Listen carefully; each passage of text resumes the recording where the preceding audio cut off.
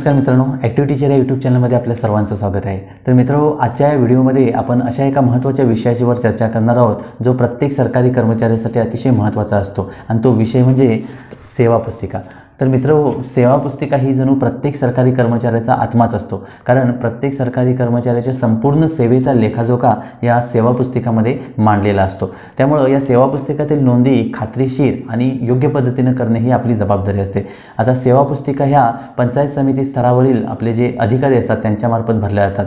तर माध्यमिक शिक्षकांच्या सेवा पुस्तिका ह्या त्या शाळांच्या मुख्याध्यापकांमार्फत भरलेल्या असतात। आजच्या या व्हिडिओमध्ये आपण सेवा पुस्तिकेमध्ये कोणकोणत्या प्रकारच्या नोंदी करावायच्या असतात आणि त्या कशा पद्धतीने केलेल्या असतात आणि कोणती खबरदारी घेतली पाहिजे या सर्व गोष्टींची माहिती या व्हिडिओमध्ये पाहणार आहोत। तत्पूर्वी आपण जर अजूनही माझ्या चॅनलला सबस्क्राइब केलं नसेल तर खाली दिसणाऱ्या लाल बटनावर क्लिक करा आणि चॅनलला सबस्क्राइब करा, म्हणजे आपल्याला विविध प्रकारचे शैक्षणिक व्हिडिओज पाहायला मिळतील। चला तर पाहूया सेवा पुस्तकाविषयीची अधिकची माहिती। तर मित्रहो, महाराष्ट्र नागरी सेवा नियम 1981च्या अधीन प्रत्येक सरकारी कर्मचाऱ्याला सेवा पुस्तिका असते। तर या सेवा पुस्तकाच्या पहिल्या पानावर जर आपण बघितलं तर आपल्याला एकूण 11 पॉईंट्स आपल्याला इथे दिसतात। यामध्ये पहिलं जे असतं ते आपलं पूर्ण नाव असतं, त्यानंतर धर्म, जात आणि प्रवर्गासह इथं आपल्याला त्याची नोंद करावी लागते। त्यानंतर तिसऱ्यामध्ये सध्याचा पत्ता आणि घोषित केलेले स्वग्राम व पत्ता। तर अ मध्ये सध्याचा पत्ता म्हणजे आपण ज्या ठिकाणी सध्या राहत आहोत तो पत्ता आपल्याला इथे नोंदवायचा असतो आणि त्यानंतर घोषित केलेले स्वग्राम आणि पत्ता आणि आपला जो कायमचा पत्ता असतो स्वग्राम ते देखील आपल्याला इथे एका घोषणापत्राद्वारे घोषित करावं लागतं। त्यानंतर 4 नंबरला आहे वडिलांचे नाव व राहण्याचे ठिकाण। यामध्ये आपल्या वडिलांचं पूर्ण नाव आणि राहण्याचं ठिकाण इथे नोंदवावं लागतं। त्यानंतर 5 नंबरला आहे जन्मदिनांक नक्की करून तो ख्रिस्ती सणाप्रमाणे लिहिता येईल तेवढा अचूक लिहावा। तर या ठिकाणी आपली जन्मतारीख अचूक आपल्याला लिहावी लागते। त्यानंतर 6वा जो मुद्दा आहे तो म्हणजे तंतोतंत उंची आणि 7वा जो मुद्दा आहे तो म्हणजे ओळखण्यासाठी अंगावरील खुणा। तर अंगावर आपल्या विविध प्रकारच्या खुणा असतात, तर ते ओळख पटवण्यासाठी त्या एखाद्या खुणेचा उल्लेख आपल्याला इथे करावा लागतो। त्यानंतर 8 नंबरला बघितलं तर अ भाग आहे, त्याच्यामध्ये नियुक्तीच्या वेळची शैक्षणिक अर्हता, म्हणजे आपण सध्याच्या पदावर ज्यावेळी नियुक्त झालो त्यावेळी जी आपली शैक्षणिक अर्हता होती ती इथे आपल्याला नोंदवावी लागते। आणि त्यानंतर आहे नियुक्तीनंतर प्राप्त केलेली शैक्षणिक अर्हता। तर नियुक्ती झाल्यानंतर आपण आपल्या शैक्षणिक अर्हतामध्ये जर काही वाढ केली तर ती शैक्षणिक अर्हता आपल्याला इथे नोंदवावी लागते। त्यानंतर 9 नंबरला आहे शासकीय कर्मचाऱ्याची दिनांकित सही। तर या ठिकाणी प्रत्येक कर्मचाऱ्याने आपली दिनांकित सही करायची आहे। दिनांकित म्हणजे ज्या दिवशी सही केलेली आहे त्या दिवशीची ती दिनांक तिथे आपल्याला नोंद करावी लागते। त्यानंतर 10वा मुद्दा आहे की क्रमांक 1 ते 9 मधील नोंदी तपासल्याबद्दल कार्यालय प्रमुखाची अथवा इतर कोणत्याही साक्षांकन अधिकाऱ्याची सही, दिनांकित सही आणि पदनाम। तर 1 ते 9 या सर्व गोष्टी चेक करून त्या बरोबर आहेत ही खात्री करून आपले जे कार्यालय प्रमुख असतात त्या ठिकाणी दिनांकित सही करतात। तर ती केली आहे की नाही ही देखील खात्री आपण इथे केली पाहिजे। त्यानंतर 11वी नोंद इथे पहिल्या पानावर जी असते ती म्हणजे वैद्यकीय तपासणीचा अहवाल। तर आपण 2 वेळा वैद्यकीय तपासणी करतो, की जेव्हा जॉईनिंग होतो तेव्हाची एक वैद्यकीय तपासणी करतो आणि परमनंट झाल्यानंतर 3 वर्ष जेव्हा आपला शिक्षण सेवक कालावधी संपतो त्याच्यानंतर देखील आपण वैद्यकीय तपासणी करत असतो। तर ही वैद्यकीय तपासणी केल्यानंतर आपली जी पहिला जो भाग आहे तर या वैद्यकीय तपासणीच्या प्रमाणपत्राचा क्रमांक आणि दिनांक आपल्याला इथे नोंदवावा लागतो आणि प्रमाणपत्र देणारा अधिकारी व त्याचे पदनाम, म्हणजे ज्या अधिकाऱ्याने आपल्याला ते प्रमाणपत्र दिलेलं आहे वैद्यकीय प्रमाणपत्र त्या अधिकाऱ्याचं नाव आणि पदनाम इथे आपल्याला नोंद करावी लागते। तर अशा प्रकारे ही 1 ते 11 पॉईंटची पहिल्या पानावर आपल्याला नोंद करावी लागते आणि ही नोंद योग्य प्रकारे करणे आणि केलेली आहे की नाही पाहणे ही आपली प्रत्येकाची जबाबदारी आहे। आता या ठिकाणी एक टीप अशी दिलेली आहे की या पृष्ठावर नोंदी निदान प्रत्येक 5 वर्षानंतर नव्याने करण्यात याव्यात आणि किंवा त्या पुन्हा साक्षांकित करण्यात याव्यात। तर प्रत्येक 5 वर्षानंतर या ठिकाणी जर काही चेंजेस होत असतील, तुमची शैक्षणिक अर्हता वाढली असेल, तुमचा पत्ता बदललेला असेल तर त्या तशा नोंदी किंवा तुमची ओळखण्याची खूण काय बदलली असेल, उंचीमध्ये काय फरक पडला असेल तर त्या सर्व गोष्टी इथे आपल्याला चेंजेस कराव्या लागतात प्रत्येक 5 वर्षानंतर। आणि त्या जर केल्या नसतील तर प्रत्येक 5 वर्षानंतर आपले कार्यालय प्रमुख ह्या गोष्टी तपासून पुन्हा साक्षांकित करत असतात। तर अशा प्रकारे या पहिल्या पानावरील नोंदी आपल्याला कराव्या लागतात। त्यानंतर दुसऱ्या पानावर बघा, जो अराजपत्रित शासकीय कर्मचारी इंग्रजीत, मराठीत अथवा हिंदीत आपली सही करण्याइतपत साक्षर नसेल अशा कर्मचाऱ्याच्या अंगठ्याचे व बोटाचे ठसे घ्यावे, म्हणजे ज्याला सही करता येत नाही मराठी, इंग्रजी आणि हिंदीतून त्याच्या इथं बोटांचे ठसे घेतले जातात। तर अशा प्रकारे हे दुसऱ्या पानावरची माहिती आहे। त्यानंतर तिसऱ्या पानावर बघा, कार्यालय प्रमुखाने किंवा इतर साक्षांकन अधिकाऱ्याने दिलेले प्रमाणपत्र। तर मगाशी जे आपण बघितले की प्रत्येक 5 वर्षानंतर पहिल्या पानावरील नोंदी तपासून साक्षांकित करायचे असतात, तसेच ते प्रमाणित इथं करावे लागतात. की बघा, प्रमाणित करण्यात येते की सेवा पुस्तकाच्या पहिल्या पृष्ठावरील सर्व नोंदी मी रीतसर पुन्हा साक्षांकित केल्या आहेत आणि डॅश डॅशचा अपवाद करता त्या बरोबर असल्याचे आढळून आले. कार्यालय प्रमुखाची सही आणि दिनांक. तर 5 वर्षानंतर आपले जे कार्यालय प्रमुख असतात ते ही नोंदी तपासतात आणि त्या नोंदीनुसार जर एखादा अपवाद असेल किंवा चुकीची नोंद असेल तर तो इथे नोंदवून ती बाकीच्या बरोबर आहे तशी इथं नोंद केली जाते. असे हे 4 इथे प्रमाणपत्र दिलेले आहेत. त्या नोंदी कार्यालय प्रमुखांनी केलेल्या आहेत की नाहीत हे पाहणं देखील आपली जबाबदारी आहे. त्यानंतर पुढची जी महत्त्वाची गोष्ट आहे ती म्हणजे नामनिर्देशनाचा नमुना. तर बघा, जेव्हा आपण रिटायर होतो, निवृत्त होतो, तेव्हा आपल्या भविष्य निर्वाह निधीतील जी काही रक्कम असते ती रक्कम आपल्या पश्चात आपल्या नातेवाईकांना, कुटुंबांना मिळावी याच्यासाठी हा नामनिर्देशन फॉर्म इथे भरावा लागतो. जेव्हा अर्जदाराला कुटुंब असेल आणि त्यातील एका सदस्याला नामनिर्देशित करण्याची त्यांची इच्छा असेल त्यावेळी, तर अशा प्रकारे इथं ही माहिती भरावी लागते.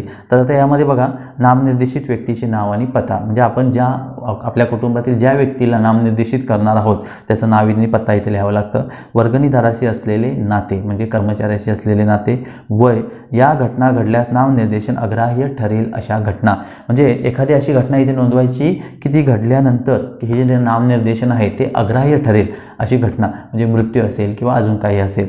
आणि त्यानंतर 5वा जो मुद्दा आहे तो बघा की नामनिर्देशित व्यक्ती वर्गणीदाराच्या आधी मरण पावली व तर तिचा अधिकार ज्या व्यक्तीला प्राप्त होईल तिचे नाव व पत्ता असल्यास नाते. तर या ठिकाणी आपण जे नॉमिनेशन किंवा नामनिर्देशित व्यक्तीचं नाव भरलेलं आहे ती व्यक्ती जर कर्मचाऱ्याच्या अगोदर मृत्यू पावली तर त्यावेळी काय करायचं आहे, तिच्यानंतर दुसरी व्यक्ती ज्याचं आपण नामनिर्देशित करणार आहोत ती ते 5व्या नंबरमध्ये भरायची असते. तर ही माहिती देखील आपण काळजीपूर्वक भरली पाहिजे. आणि त्याच्यानंतर सर्व भरल्यानंतर दिनांक, ठिकाण आणि आपल्याला 2 साक्षीदारांच्या सह्या इथे भराव्या लागतात, घ्याव्या लागतात आणि वर्गणीदाराची म्हणजे आपली स्वतःची इथे सही करावी लागते. त्यामुळं ही माहिती देखील योग्य प्रकारे आपण भरली पाहिजे. त्यानंतर प्रपत्र क्रमांक 7 पुढचं आहे जे नामनिर्देशनाशीच रिलेटेड आहे. ते कर्मचारी गट विमा योजना 1982 याच्या लाभांसाठीचं असतं. म्हणजे आपल्याला जो शासकीय कर्मचारी गट विमा योजना आहे त्याच्या लाभांसाठीचंही नामनिर्देशन इथे करावं लागतं. तर याच्यामध्ये देखील तशाच प्रकारचे पॉईंट्स आहेत की नामनिर्देशित व्यक्तीचे किंवा व्यक्तीची नावे. आता या ठिकाणी आपण एक किंवा अनेक व्यक्तींची नावे या गट विमाच्या लाभासाठी इथे भरू शकतो. त्यानंतर दुसरा इथे मुद्दा आहे बघा, शासकीय कर्मचाऱ्याशी असलेले नाते. ज्या व्यक्तींची नावं आपण लिहिणार आहे त्यांचं आपल्याशी नातं लिहायचं आहे. त्यांचं वय, प्रत्येकाला प्रदान करावयाच्या रकमेचा हिस्सा. तर समजा इथे मी 2 किंवा 3 नावं ओढली किंवा 3 नावं इथे नामनिर्देशित केली तर त्या 100% मधील त्या तिघांना वाटणी करून द्यायची. 50, 25, 25% अशा पद्धतीनं किंवा 60, 20, 20 अशा पद्धतीनं ती तुमच्यावर डिपेंड असतं. आपण तिथे ते करावं लागतं. त्यानंतर जी घटना घडल्यास नामनिर्देशन अग्राह्य होईल अशी घटना इथे लिहायची आहे. आणि त्यानंतर नामनिर्देशित व्यक्ती शासकीय कर्मचाऱ्याच्या मृत्यू आधीच मरण पावल्यास ज्या व्यक्तीकडे जाईल अशा व्यक्तीचे नाव, पत्ता. तर मागासारखंच जर आपण नामनिर्देशित केलेली व्यक्ती जर मृत्यू पावली आपल्या आधी, कर्मचाऱ्याच्या मृत्यूच्या आधी, तर अशा वेळी तिचं नामनिर्देशन कॅन्सल होऊन त्याऐवजी दुसरं नाव इथे आपल्याला द्यावं लागतं. तर अशा प्रकारे ह्या नोंदी कराव्या लागतात. आणि ह्या नोंदी झाल्यानंतर इथे आपल्याला जे कार्यालय प्रमुख असतात त्यांची इथे आपल्याला सही घ्यावी लागते. तर ती सही झालेली आहे की नाही हे देखील आपण इथे खात्री केली पाहिजे. आता या ठिकाणी एक टीप महत्त्वाची अशी आहे बघा की शासकीय कर्मचाऱ्यांनी सही केल्यानंतर नामनिर्देशन पत्रात आणखी कोणतीही नावे समाविष्ट करण्यास प्रतिबंध करण्यासाठी शासकीय कर्मचाऱ्यांनी शेवटच्या नोंदी खालील कोऱ्या जागेत आरपार रेषा मारावी. म्हणजेच आपण समजा 1-2-3 नावं लिहिल्यानंतर आपण जर तिथे रेषा मारली तर त्यानंतर आपल्याला त्या 3 नावाखेरीज इतर नावांची नोंद त्या ठिकाणी करता येत नाही. त्यामुळे ही देखील खबरदारी आपण इथे घेतली पाहिजे. त्यानंतर पुढचं आहे बघा नमुना अ, मृत्यूनी सेवानिवृत्ती उपदानाकरता नामनिर्देशन. जेव्हा सरकारी कर्मचाऱ्याला कुटुंब असेल आणि त्याला त्यापैकी एका व्यक्तीला नामनिर्देशित करावयाचे असेल मृत्यूनंतर, सरकारी कर्मचाऱ्याच्या मृत्यूनंतर आणि सेवानिवृत्तीनंतरच्या लाभासाठीचं आहे. तर याच्यामध्ये सुद्धा बघा की नामनिर्देशित व्यक्तीचं नाव, शासकीय कर्मचाऱ्याची नाते, वय, ज्या घटना घडल्यास नामनिर्देशन अग्राह्य ठरेल अशा घटना. आणि वर नामनिर्देशित व्यक्ती सरकारी कर्मचाऱ्याच्या आधी मृत्यू पावली किंवा सरकारी कर्मचाऱ्याच्या मृत्यूनंतर देय उपदानाची रक्कम घेण्यापूर्वी मृत्यू पावली तर नामनिर्देशित व्यक्तीला प्रदान केलेला अधिकार ज्यांना प्राप्त होईल अशा व्यक्तीचे नाव. म्हणजे आपण जे नामनिर्देशित केलेली व्यक्ती आपल्या मृत्यूआधी मरण पावली किंवा जो लाभ मिळणार आहे आपल्या मृत्यूनंतर तो मिळण्याआधी मरण पावली तर अशा वेळी आपल्या इथे दुसरं नाव द्यायचं आहे. आणि प्रत्येकाला देय असलेली उपदानाची रक्कम किंवा तिचा हिस्सा, म्हणजे इथे समजा 2 नावं घेतला तर तुम्हाला 50-50% किंवा तुमचं जे काही असेल ते पर्सेंटेज इथं आपल्याला द्यावं लागतं. तर अशा प्रकारच्या ह्या नोंदी इथे कराव्या लागतात. त्यानंतर इथं जी बाकीची माहिती आहे बघा, मी पूर्वी दिनांक डॅश डॅश रोजी नामनिर्देशन जे आता रद्द झाले आहे त्यास हे नामनिर्देशन अधिक्रमित करते. म्हणजे आधीचं एखादं नामनिर्देशन केलं असेल ते रद्द करून दुसरं करायचं असेल तर ती इथं नोंद घालावी लागते. 2 साक्षीदारांच्या सह्या लागतात, सरकारी कर्मचाऱ्याची सही आणि कार्यालय प्रमुखाची सही. तर ह्या सगळ्या गोष्टी इथे झालेल्या पाहिजेत, त्या आहेत की नाहीत ह्या तुम्ही खात्री केल्या पाहिजेत. आता इथे एक महत्त्वाची टीप अशी दिलेली आहे की या स्तंभात सरकारी कर्मचारी मृत्यू ही अशी एक घटना म्हणून निर्देशित करू नये. तर या ठिकाणी ज्या घटना घडल्यास नामनिर्देशन अग्राह्य ठरेल, या ठिकाणी मृत्यू ही घटना निर्देशित करू नये अशी एक सूचना इथे दिलेली आहे. तर अशा प्रकारे ही आपण खबरदारी इथे घेतली पाहिजे आणि ही माहिती या ठिकाणी भरली आहे की नाही याची काळजी घेतली पाहिजे. त्यानंतर पुढचा जो सेवा पुस्तिकेतला भाग आहे तो म्हणजे नमुना ई, कुटुंब निवृत्त वेतनांसाठी नामनिर्देशन. 10 वर्षाच्या अर्हकारी सेवा समाप्तीनंतर माझा मृत्यू झाल्यास शासनाकडून मंजूर करण्यात यावयाचे कुटुंब निवृत्ती वेतन माझ्या कुटुंबियापैकी खाली उल्लेखलेल्या व्यक्तींना खाली दर्शवलेल्या क्रमाने मिळण्यास मी याद्वारे नामनिर्देशित करत आहे. म्हणजे 10 वर्ष झाल्यानंतर समजा एखाद्या शासकीय कर्मचाऱ्याचा मृत्यू झाला तर त्यावेळी त्याने इथं नावं द्यायची आहेत आणि त्या नावांच्या क्रमानुसार आपल्या मृत्यूपश्चात जो काही लाभ होणार आहे त्या लाभाचा फायदा या क्रमाने इथे होणार आहे. तर ते तिथं देखील नामनिर्देशित व्यक्तीचे नाव आणि पत्ता, शासकीय कर्मचाऱ्यांचे नाते, वय आणि विवाहित किंवा अविवाहित ह्या इथं नोंदी इथं करायच्या आहेत. तर अशा प्रकारे या नोंदी केल्यानंतर इथेही असं म्हटलेलं आहे की नाव पूर्ण झाल्यानंतर उरलेल्या जागेमध्ये आपण तिरप्या रेषा माराव्यात की जेणेकरून तिथे कोणतीही नावे ॲड होणार नाहीत. तर अशा प्रकारची ही माहिती भरल्यानंतर इथे आपल्या कार्यालय प्रमुखाची देखील स्वाक्षरी येणार आहे. तर ती देखील आहे की नाही याची आपण खात्री केली पाहिजे. आणि त्यानंतर सर्वात महत्त्वाचा भाग म्हणजे पुढचा भाग की ज्याच्यामध्ये जवळपास 15 कॉलम्स आहेत. त्याच्यामध्ये माहिती आपली भरावी लागते, संपूर्ण सर्व्हिसची माहिती. मग आपले वेतन असेल, आपल्या रजा असतील, आपल्याला मिळालेले काही बक्षिसं असतील, आपण केलेलं काम असेल, त्या सगळ्या गोष्टींचा लेखाजोखा या 15 कॉलममध्ये लिहावा लागतो. आता पहिला जो कॉलम आहे तो बघा, नियुक्ती, पदनाम व वेतन श्रेणी. तर या ठिकाणी आपलं नाव, पदनाम आणि वेतन श्रेणी लिहिलेली असते. त्यानंतर नियुक्ती कायम आहे की स्थानापन्न, तसेच स्थायी की अस्थायी. कायम आणि स्थानापन्न. तर कायम म्हणजे कायम नियुक्ती आपल्याला माहिती आहे आणि स्थानापन्न याचा अर्थ की एखाद्या कर्मचाऱ्याच्या गैरहजेरीच्या जागी किंवा एखादा कर्मचारी गैरहजर असेल आणि त्याच्या पदावर जर आपली नियुक्ती झाली असेल तर तेव्हा आपली नियुक्ती ही स्थानापन्न नियुक्ती असते. तर ती तशी नोंद इथं करावी लागते. आणि स्थायी आणि अस्थायी, आपली सुरुवातीची नोंद ही अस्थायीच असते आणि जेव्हा आपल्याला स्थायीचं सर्टिफिकेट मिळतं, प्रमाणपत्र मिळतं, त्याच्यानंतर स्थायी आदेश आल्यानंतर आपण ते आपली इथं नोंद स्थायी अशी करून लिहायची आहे. त्यानंतर तिसरा मुद्दा आहे बघा, नियुक्ती स्थानापन्न असेल तर, जर एखाद्या कर्मचाऱ्याची नियुक्ती स्थानापन्न असेल तर त्याची कायम नियुक्ती आणि ज्या पदावर कर्मचाऱ्याला स्थानापन्न नियुक्ती देण्यात आली त्या मूळ रिक्त पदाचे स्वरूप, म्हणजे त्याची जी कायम सुरुवातीची जी कायमची नियुक्ती होती आणि त्याला स्थानापन्न म्हणून जी दुसरी नियुक्ती दिलेली आहे त्यांच्या नोंदी इथं कराव्या लागतात. त्यानंतर 4 नंबर बघा, कायम नियुक्तीमधील वेतन. तर ती नोंद इथं केलेली असते. त्यानंतर 5 नंबर, स्थानापन्न नियुक्तीबद्दल जादा वेतन. म्हणजे कायम नियुक्तीचं वेतन पण मिळून स्थानापन्न नियुक्तीबद्दल जे आपल्याला जादा वेतन मिळालेलं असतं त्याची इथं नोंद असते. फक्त स्थानापन्न नियुक्तीची जे कर्मचारी असतात त्यांच्यासाठीच तो 5वा नंबरचा कॉलम भरलेला असतो. त्यानंतर 6 नंबर बघा, वेतन या संज्ञेत समाविष्ट होणारी इतर वित्तलब्धी. वेतनाशी रिलेटेड सर्व माहिती इथं आपल्या वेतनाशी रिलेटेड सर्व माहिती इथे येऊन जाईल. त्यानंतर नियुक्ती दिनांक. तर 7 नंबरच्या कॉलममध्ये बघा, नियुक्ती दिनांक म्हणजे आपली नियुक्ती ज्यावेळी झालेली आहे ती नियुक्ती दिनांकित आहे. त्यानंतर शासकीय कर्मचाऱ्याची सही आपली. आणि 9 नंबर आहे की 1 ते 8 हे सर्व कॉलम तपासून बरोबर आहेत यासाठी आपल्या कार्यालय प्रमुखाची इथे सही असली पाहिजे. आता 7 नंबरचं जी नियुक्तीची दिनांक आहे आणि 10 नंबर आहे बघा की नियुक्तीची मुदत संपल्याचा दिनांक. तर आता या ठिकाणी आपली जी नियुक्तीची मुदत असते ती नेहमी 30 जूनला त्या वर्षाला संपत असते, कारण आपल्याला 1 जुलैला वेतनवाढ मिळत असते. त्यामुळे 11 नंबरच्या कॉलममध्ये नियुक्ती संपल्याचं कारण हे आपलं वेतनवाढ असं लिहिलेलं असतं. आणि वेतनवाढ लिहिल्यानंतर समजा की 30 जून 2020ला माझी नियुक्ती संपली, 1 जुलै 2020ला मला वेतनवाढ मिळाली, तर नियुक्ती मुदत संपल्याचा दिनांक हा 30 जून 2020 असेल, कारण असेल वेतनवाढ. आणि त्यानंतर क्रमांक 7 मध्ये नियुक्तीचा दिनांक हा 1 जुलै 2020 असेल, म्हणजे नवीन नियुक्ती. अशा पद्धतीने ह्या नोंदी इथे केलेल्या असतात. त्याचबरोबर बदलीमुळे असेल किंवा पदोन्नती मिळालेली असेल किंवा बडतर्फ केलेलं असेल, निलंबित केलेलं असेल, त्यामुळं देखील आपली सेवा समाप्त होते. बडतर्फ किंवा निलंबित केल्यामुळं आपल्या सेवेमध्ये खंड पडतो.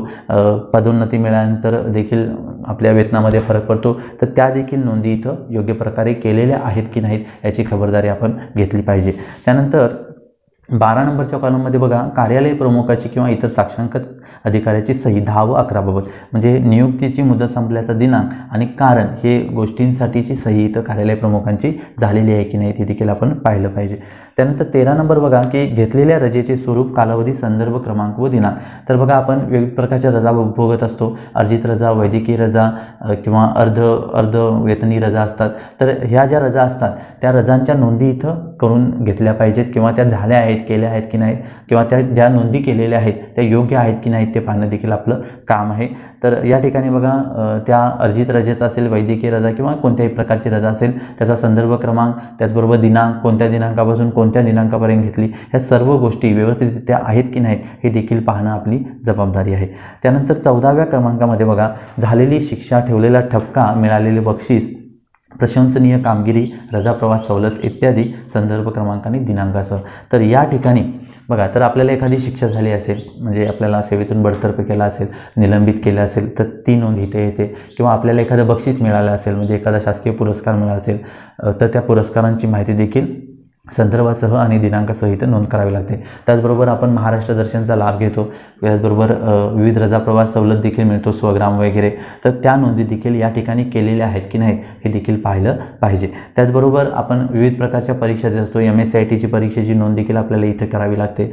त्याचबरोबर आपण आपल्या शैक्षणिक अर्हतेमध्ये जर वाढ केली असेल, ग्रॅज्युएशन झालं असेल, पोस्ट ग्रॅज्युएशन झालं असेल किंवा BEd वगैरे केलं असेल, MAd केलं असेल, तर त्या तशा प्रकारच्या नोंदी या ठिकाणी आपल्याला इथे कराव्या लागतात. किंवा इतर काही परीक्षा जर आपण दिल्या असतील तर त्याही नोंदी आपण इथे केल्या पाहिजेत. तर त्या संबंधित नोंदी योग्य प्रकारे केल्या आहेत की नाहीत पाहणं ही आपली जबाबदारी आहे. आणि त्यानंतर 15 नंबरमध्ये 13 आणि 14 याच्यासाठीची साक्षांकित अधिकाऱ्याची सही, म्हणजे आपल्या कार्यालय प्रमुखाची सही ही 13 नंबरमध्ये जी रजेची माहिती आणि 14 नंबरमध्ये जे आपला पूर्ण सर्व्हिसचा लोकाजोका काय पुरस्कार असतील किंवा एक गोष्ट इथे राहून गेली सांगायची की जे आपण प्रशिक्षण घेतो ती देखील इथं नोंदवली पाहिजे 14 नंबरमध्ये. तर या सर्व गोष्टींसाठीची सही आपल्या कार्यालय प्रमुखांची पुढच्या कॉलममध्ये असते. तर अशा प्रकारे ह्या पानावर जवळपास आपल्या संपूर्ण वेतनाची माहिती, त्याचबरोबर आपल्या नियुक्त्या, आपली पदोन्नती किंवा आपल्यावर झालेली कारवाई असेल, आपल्याला मिळालेले पुरस्कार, आपली प्रशिक्षणं असतील, आपण वाढवलेली शैक्षणिक अर्हता असेल, रजा असेल,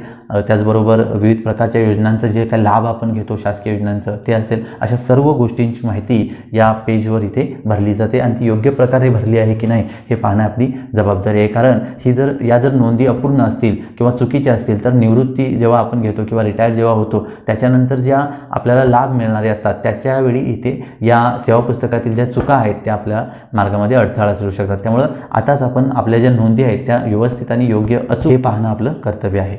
त्यानंतर सेवा पुस्तकीमध्ये पुढचा जो नोंदींचा मुद्दा असतो तो म्हणजे रजेच्या हिशोबाचा नमुना.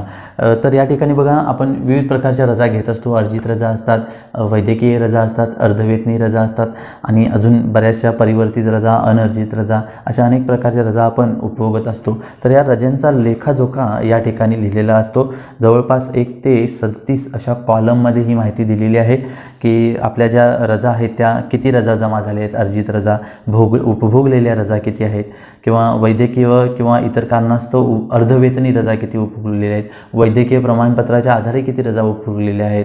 तर त्या सर्व गोष्टींची माहिती या 1 ते 37च्या कॉलममध्ये केलेली असते. त्यामुळं ती जी नोंद आहे ती योग्य प्रकारे केलेली आहे की नाही, की खरोखरच आपण त्या रजा उपभोगलेल्या आहेत की नाही, दिनांक वगैरे सगळं योग्य आहे की नाही, ह्या सगळ्यांची खातरजमा करणं हे आपलं काम आहे. त्यामुळे या देखील पानावरील नोंदी योग्य प्रकारे केलेल्या आहेत की नाहीत हे पाहणे आपली जबाबदारी आहे. त्यानंतर सेवा पुस्तकामध्ये पुढच्या ज्या महत्त्वाच्या नोंदी असतात त्या म्हणजे निवृत्ती वेतनाकरिता धरावयाच्या एकूण अर्हताकारी सेवेशी प्रत्यक्षपणे संबंधित असलेल्या प्रशिक्षण, निलंबन, बडतर्फी, सेवेतून काढून टाकणे, सक्तीची स्वेच्छानिवृत्ती, अपिलानंतर पुन्हा सेवेत घेणे इत्यादीमुळे झालेले सेवेतील खंड, राजीनामा परत घेणे, अनधिकृत गैरहजेरी, संपात भाग घेणे इत्यादी घटनांचा तपशील, ह्या तपशील लाल शाईने भरावा. तर या ठिकाणी बघा या कॉलममध्ये आपण आपल्यावर एखादी कारवाई झाली असेल, आपल्याला सेवेतून काढून टाकलं असेल, निलंबन झालं असेल किंवा काही कर्मचारी राजीनामा देतात, राजीनामा दिल्यानंतर काही दिवसानंतर किंवा महिन्यानंतर पुन्हा जॉईन होतात राजीनामा मागे घेऊन, त्यामुळे सेवेत खंड पडतो. काही कर्मचारी अनधिकृतरित्या गैरहजर राहतात त्यामुळे देखील सेवेत खंड पडतो. अनधिकृतरित्या संपात सहभागी होतो त्यामुळे देखील सेवेत खंड पडतो. तर त्या सर्व गोष्टींची माहिती या ठिकाणी या पानावर नोंदवलेली असते आणि ती लाल पेनाने नोंदवलेली असते. त्यामुळं शिया पानावरच्या नोंदी ही अतिशय काळजीपूर्वक आपण पाहिल्या पाहिजेत. तर याच्यामध्ये बघा अनुक्रमांक, घटनेची नोंद असते, घटनेचा कालावधी असतो, त्यानंतर स्तंभ 3 मधील कालावधी निवृत्ती वेतनासाठी आणि उपदानासाठी सेवा म्हणून धरण्यात यावा किंवा कसे याबाबत सक्षम अधिकाऱ्याचे स्पष्ट अभिप्राय. म्हणजे समजा आपण अनधिकृतरित्या 2 महिने गैरहजर झालो, मग तो कालावधी सेवेसाठी धरायचा की नाही, तर यासाठीच्या काही ज्या अभिप्राय असतात अधिकाऱ्यांचे तर ते इथे अभिप्राय. त्याचबरोबर स्तंभ 4 प्रमाणे निर्गमित केलेल्या आदेशांचा क्रमांक, तर त्या अभिप्रायाचा जो आदेश असतो तो आदेश क्रमांक आणि दिनांक इथे लिहायचा आणि काही शेरा असेल तर इथे. तर ही संपूर्ण माहिती लाल पेनाने लिहिलेली असते. त्यामुळं अशा जर एखादी घटना आपल्या सरकारी अशी जर एखादी घटना जर आपल्या संपूर्ण सेवेमध्ये घडली असेल तर ती नोंद इथं केलेली असते आणि ती नोंद योग्य प्रकारे केली आहे की नाही ते पहा. त्यानंतर पुढचा आणि शेवटचा जो महत्त्वाचा भाग आहे तो म्हणजे सेवा पडताळणी अभिलेख, वेतन देयके आणि वेतन प्राप्तपट.